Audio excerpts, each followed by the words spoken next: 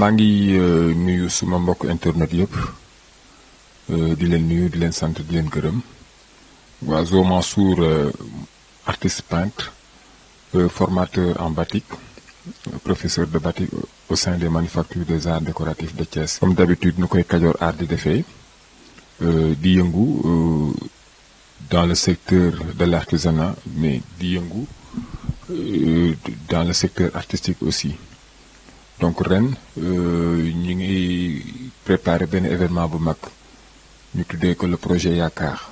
donc Yaakaar soo ko déggee lépp ëmb na lépp donc c'est un événement des arts plastiques donc tey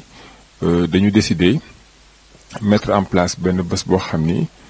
c'est juste pour permettre aux artistes thiessois mais aux artistes du Sénégal aussi de présenter les œuvres d'art réalisées donc tey on a un problème parce que la majeure partie des artistes peintres ñu ngi fi di liggéey di def lu am solo mais malheureusement ils ont des problèmes d'exposer leurs œuvres d'art te loolu c'est un blocage donc ñun au niveau de Kajoor Art ñu toog waxtaan ñu xalaat ne léegi war nañu mën a def benn programme boo xam ni vraiment ça va permettre aux jeunes artistes surtout de faire des réalisations et de les présenter au public donc loolu lu am solo la pour le développement de la culture donc ñu ngi ñaan waa Thiès yëpp di ñaan waa Sénégal di ñaan suñu mbokk artistes yëpp di ñaan képp ki nga xam ni yaa ngi yëngu ci wàllu développement nga teewee bés boobu muy le 5 octobre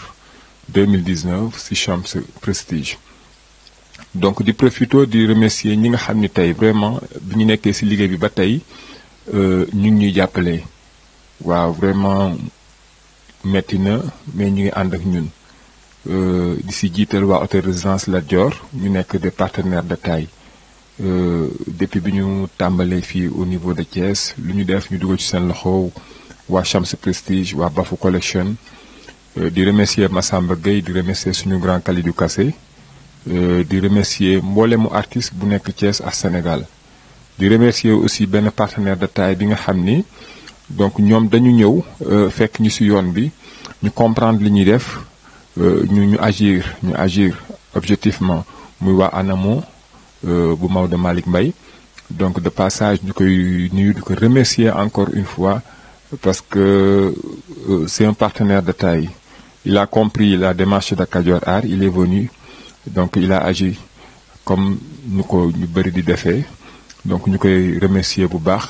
moom aussi mu fas yéene ànd ak ñun ci li ñuy def parce que ñëw rek nekk partenaire benn dafa ñëw accompagner ñu par rapport ak lépp lu ñuy def di profiter di annoncer li ñuy waajal aussi mooy une formation en batik pour les mannequins parce que au niveau des mannequins aussi am na ci ñoo xam ne vraiment amuñu métier donc bi ngi ci waxtaanee waa ANAMO vraiment ils ont compris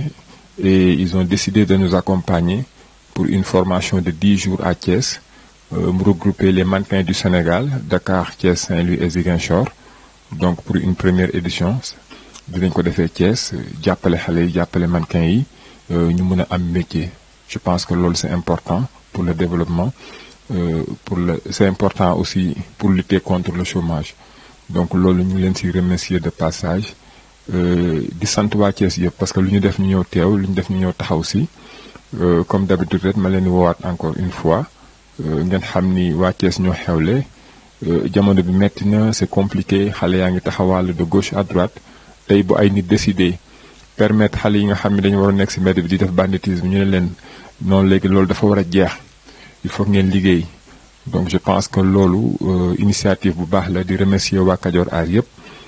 ci pensée bi di sant yàlla bu baax bi ñu yàlla may am xalaatu créer loo xam ne dafay créer un développement. pour exposition boobu mi ngi xewee au Shams Prestige le samedi 5 octobre à partir de 16h. ren nag pour une première édition on a décidé de parrainer l'événement à Maodo Malick Mbaye PDG de l'ANAMO waaw parce que vraiment ku la taxawu wan la ni vraiment je suis prêt à t'accompagner je pense que c'est dans ce sens moo tax ñu jël ko def ko le parrain de cette première édition donc ñu ngi koy remercier ci loolu di ko ñaanal yàlla di ko sargal bu baax a baax yàlla taxaw ko ci lépp lu muy yëngu au niveau de Thiès et à travers le Sénégal